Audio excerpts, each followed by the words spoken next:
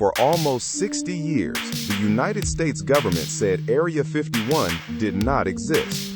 Pilots who flew there couldn't say the name out loud, not to their wives, not to their kids. Then in 2013, the CIA quietly released a declassified document that finally admitted the truth. And what's actually inside is stranger than the alien stories, because the government created those alien stories itself, on purpose. The CIA needs somewhere to test an aircraft that officially doesn't exist. They choose a dried-up lake bed in the Nevada desert called Groom Lake, flat enough to land on, ringed by mountains that block every sight line, and conveniently sitting right next to the Nevada nuclear test site. Brilliant logic. Nobody wanders near a place where atomic bombs are going off. They build it in about 3 months. It gets no official name, just a square on a map marked Area 51. Workers are flown in from Las Vegas on unmarked passenger jets with blacked-out windows. Those flights still take off today, from a private terminal at Las Vegas Airport under the call sign Janet. You can watch them leave every morning. Nobody will tell you where they land. So what was worth all that secrecy? First, the U-2 spy plane, an aircraft designed to fly at 70,000 feet, so high that Soviet fighters and missiles couldn't reach it, photographing enemy territory from the edge of space. Then something even more extreme, the A-12 ox cart. Picture this. In 1962, this aircraft flew at over 2,000 miles per hour at 90,000 feet. Made of titanium the CIA had to secretly buy from the Soviet Union through fake companies because the USSR was the only major source. It flew so fast that friction heated its skin to hundreds of degrees. The plane physically expanded in flight. Nothing else on Earth could touch it. If you'd seen one in 1962, you would not have believed it was human technology.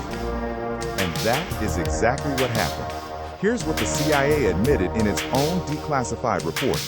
In the 1950s and 60s, UFO sightings across America exploded, and the CIA knew why. Commercial airliners flew around 20,000 feet. Military jets, maybe 40,000. So when pilots looked up and saw a silver object shining in sunlight at 60, 70, 80,000 feet, an altitude where nothing was supposed to exist, they reported it as unidentified. Because to them, it was. The Air Force investigated these reports, knew exactly what they were, and gave the public false explanations. Natural phenomena, ice crystals, weather, anything but the truth. The CIA's report states that these secret flights account for more than half of all UFO reports in that era. Think about what that means. America's most famous alien legend was, in large part, a cover story the government chose to let people believe. Because a nation laughing about flying saucers is a nation not asking about spy planes. Of course, the modern legend has a specific source. 1989, a man named Bob Lazar goes on Las Vegas television and says he was hired to reverse engineer alien spacecraft at a site near Area 51 called S4. His story created the Area 51 we know in pop culture.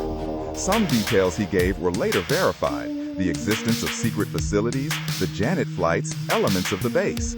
Others fall apart. The universities where he claims degrees have no record of him.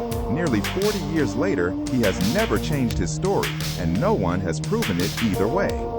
Here's the detail almost nobody mentions. Area 51 was declassified, and then it grew. Since 2013, satellite images show the base has expanded dramatically.